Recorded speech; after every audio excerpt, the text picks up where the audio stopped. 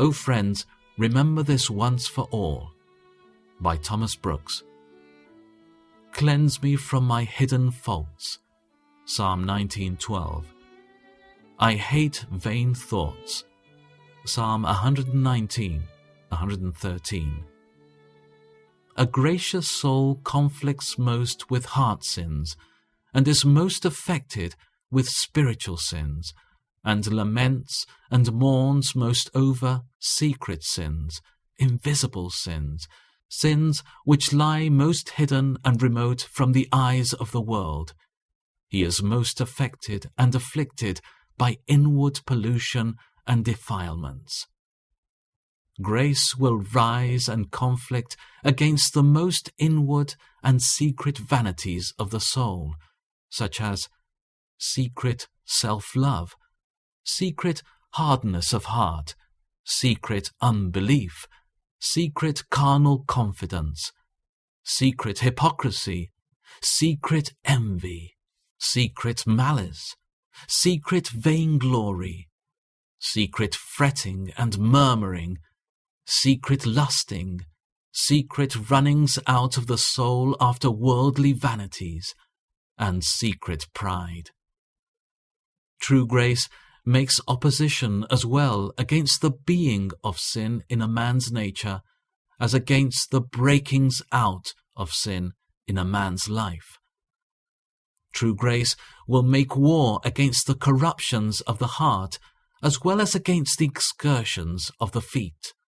True grace is as willing and desirous to be rid of a polluted heart as it is willing and desirous to be rid of a polluted hand. True grace would gladly have not only sinful acts, but also sinful dispositions, and not only irregular actions, but also inordinate affections, mortified and subdued. O friends, heart sins are root sins.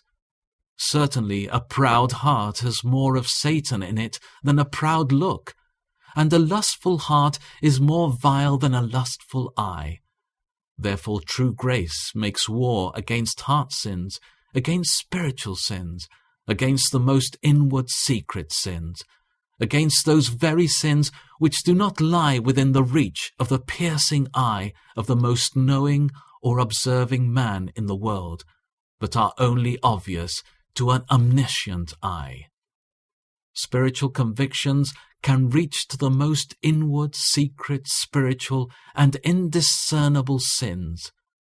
Certainly, that is a sincere heart, a heart more worth than gold, which smites a man for inward sins as well as for outward sins, for sins done in secret as well as for sins done in public, for spiritual sins as well as for fleshly sins, for sins against the soul as well as for sins against the body.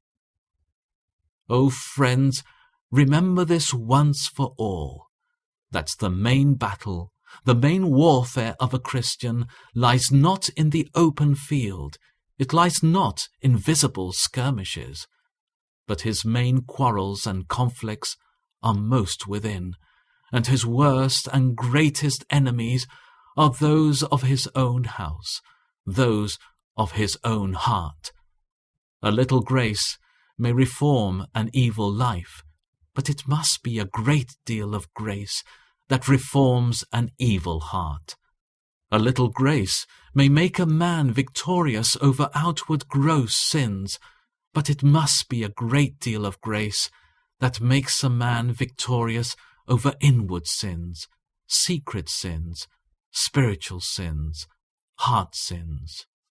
Search me, O God, and know my heart. Test me and know my thoughts.